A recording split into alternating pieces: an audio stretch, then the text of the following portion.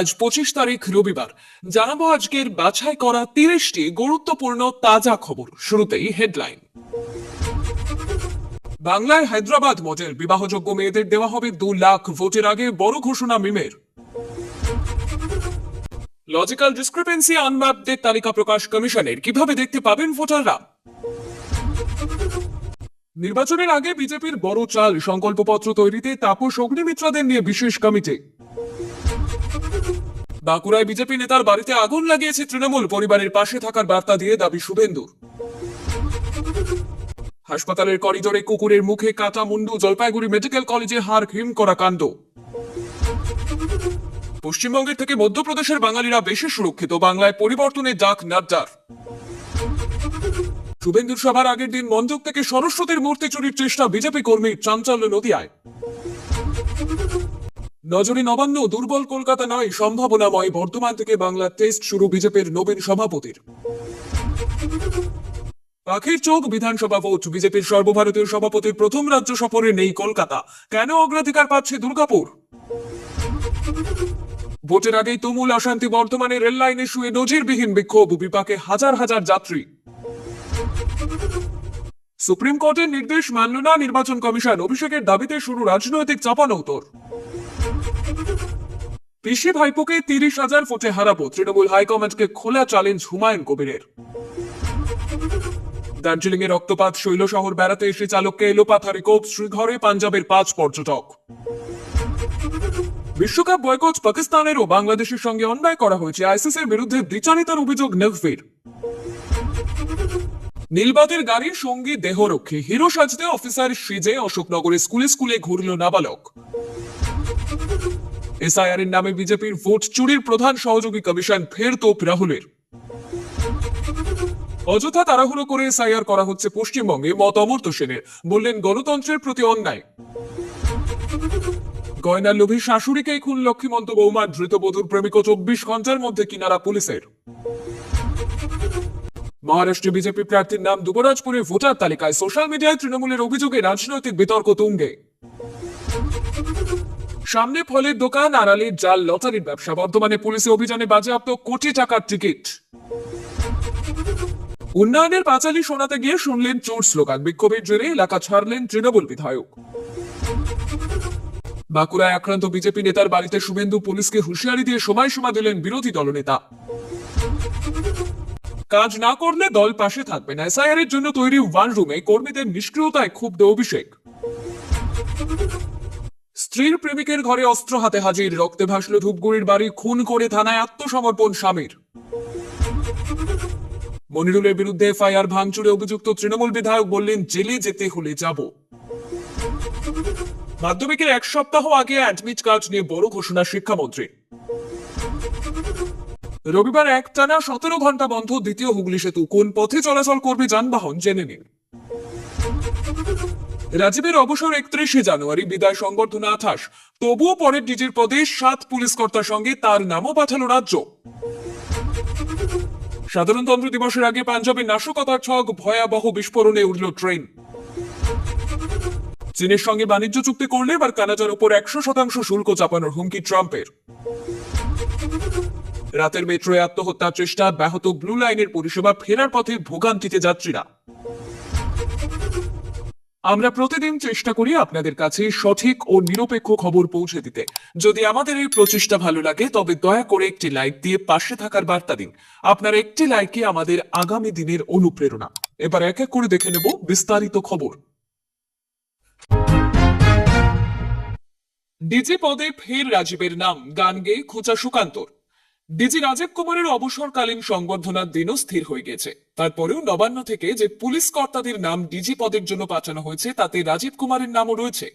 রাজীব কুমার অবসর নিচ্ছেন 31শে জানুয়ারি, তাকে বিদায় সংবর্ধনা দেওয়া হবে 28শে জানুয়ারি।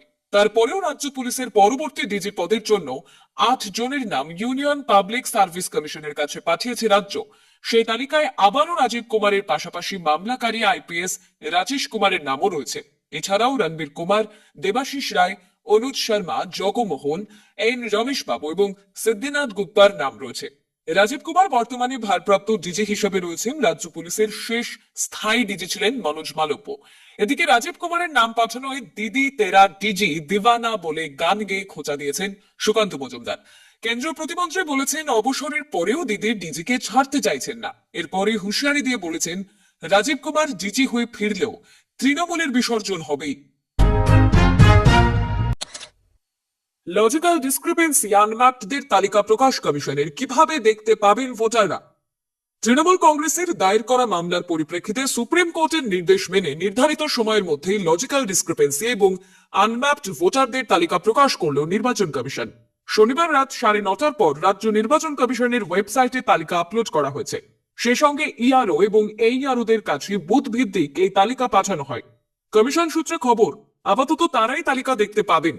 রবিবার সকাল থেকে নির্দিষ্ট জায়গা অর্থাৎ পঞ্চায়েত অফিস, ব্লক ও ওয়ার্ড অফিসে তালিকা টাঙানো হলে তা দেখতে পাবেন সাধারণ ভোটারেরা। সূত্রের আরো খবর, আপাতত এই তালিকায় 1,51,00,000 নাম রয়েছে। এদের প্রত্যেকের হয় তথ্যগত অসঙ্গতি নয়তো ম্যাপিং এর সমস্যা রয়েছে। শনিবার রাত 9:30টার পর রাজ্য নির্বাচন কমিশনের ওয়েবসাইটে লজিক্যাল ডিসক্রিপেন্সি এবং আনম্যাপড ভোটারদের তালিকা আপলোড করা হয়েছে। কিন্তু প্রশ্ন উঠছে, যেখানে শীর্ষ আদালত 24শে জানুয়ারির মধ্যে তালিকা প্রকাশের নির্দেশ দিয়েছিল, সেখানে রাত গড়ালো কেন? সূত্রের খবর, তালিকা প্রকাশের আগে দফায় দফায় রাজ্য নির্বাচন কমিশনের দপ্তরে আধিকারিকরা বসে আলোচনা করেন। দিল্লি থেকেও এই বিষয়ে পরামর্শ নেওয়া হয়। শেষমেশ রাতে সম্পূর্ণ তালিকা ওয়েবসাইটে আপলোড করার কাজ হয়েছে বলে জানান সিইও অফিসের এক কর্তা। তিনি এও জানান, দিল্লি থেকে ওই তালিকা আসার পরে ইআরও এবং এইআরওদের কাছে পাঠানো হয়। তবে সাধারণ ভোটাররা কিভাবে নিজেদের নাম দেখতে পাবেন সেদিকে কোনো দিশা দেখাতে পারেননি কমিশনের ওই আধিকারিক। এর আগে পাওয়া তথ্য অনুযায়ী বাংলায় তথ্যগত অসঙ্গতির তালিকায় 94,69,132 জন ভোটারের নাম আছে। আনম্যাপড ভোটারের সংখ্যা 31,68,426। সব মিলিয়ে সংখ্যাটা ছিল 1,26,17,500 মতো। কিন্তু শনিতে প্রকাশিত তালিকায় দেখা গিয়েছে মোট নাম রয়েছে 1,51,00,000।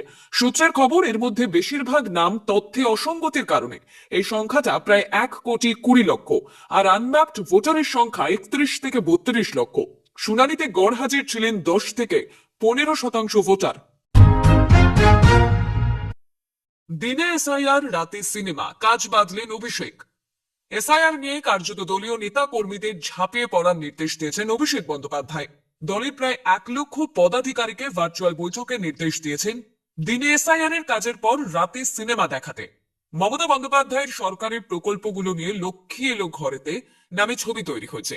রাজ চক্রবর্তী পরিচালিত এই সিনেমায় অভিনয় করেছেন শুভশ্রী গঙ্গোপাধ্যায়, অঙ্কুশ হাজরা, সোহিনী সেনগুপ্তরা। ছবির নির্মাণ রাজ্য সরকারের তথ্য সংস্কৃতি দফতর করলেও ছবির চিত্রনাট্য থেকে মুখ্য পরিকল্পনা সবটাই করেছেন অভিষেক বন্দ্যোপাধ্যায়।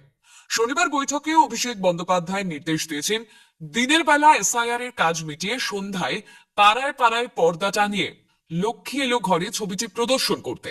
যে পাড়ায় ছবিটি দেখানো হবে তার আগে সেখানে মাইক প্রচার করতে বলেছেন। পাশাপাশি বুথ ভিত্তিক ভোট রক্ষা কমিটি গঠনের নির্দেশ দিয়েছেন তিনি। নিজের দলের সাংসদদেরকেও কড়া বার্তা দিয়েছেন তৃণমূলের সাধারণ সম্পাদক। দলের ওয়াররুমগুলো কাজ করছে না বলে অভিযোগ করছেন অভিষেক বন্দ্যোপাধ্যায়। দলের কাজ না করলে দল পাশে থাকবে না বলেও হুঁশিয়ারি দিয়েছেন তিনি। নবীন বরণে রাজ্য বিজেপি দুদিনের সফরে কি কর্মসূচি দলের সর্বভারতীয় সভাপতির? মোদী শাহদের নজরে বাংলা। বেশ কয়েকবার বঙ্গ সফরে এসে তা স্পষ্ট করেছেন প্রধানমন্ত্রী এবং কেন্দ্রীয় স্বরাষ্ট্রমন্ত্রী। এবার কুর্সিতে বসেই বাংলা সফরে আসছেন বিজেপির সর্বভারতীয় সভাপতি নীতিন নবীন। চলতি মাসের 27 ও 28 জানুয়ারি বাংলায় থাকবেন সর্বভারতীয় বিজেপি সভাপতি। বোধমুখে পশ্চিমবঙ্গের নীতিনের এই সফর বেশ তাৎপর্যবাহী। আগামী 27 জানুয়ারি মঙ্গলবার বিকেল 4টে নাগাদ অন্ডাল বিমানবন্দরে অবতরণ করবে নীতিন নবীনের বিমান। ওই দিন সন্ধ্যে 6:30 থেকে 7:30 পর্যন্ত বিজেপির সভাপতির দুর্গাপুরের চিত্রালয় মেলা ময়দানে কমল মেলায় উপস্থিত থাকার কথা। এরপর তিনি ফিরে আসবেন দুর্গাপুরের হোটেল ফরচুনে। সেখানেই হবে পদ্ম শিবিরের রাজ্য কোর কমিটির একটি বৈঠক। ওই বৈঠকে সভাপতিত্ব করবেন নীতিন নবীন। 28 জানুয়ারি বুধবার নীতিন নবীন সকাল 9টায় ভিরিঙ্গি কালী মন্দিরে পুজো দিয়ে ওই দিনের কর্মসূচি শুরু করবেন। এরপর তিনি সকাল 10:45 থেকে দুপুর 12:45 পর্যন্ত দুর্গাপুর পূর্বের চিত্রালয় মেলা ময়দানে বর্ধমান বিভাগ কার্যকর্তা সম্মেলনে যোগ দেবেন।